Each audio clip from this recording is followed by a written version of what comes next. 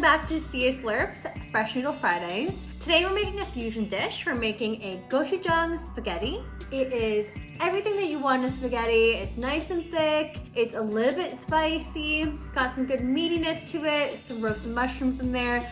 And of course, some wine. It's super satisfying. Let's go give it a try.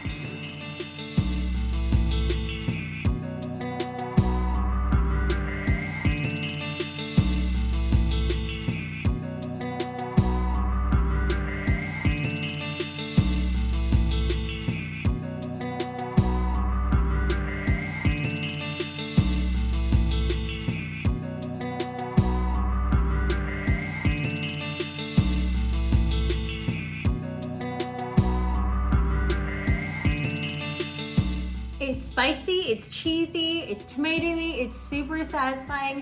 It is comfort food at its finest. If you like this video, don't forget to like, rate, and subscribe in the link down below. And don't forget to hit the little notification bell just at the top right-hand corner there so you don't miss any new videos coming out. We'll catch you guys next week. Bye!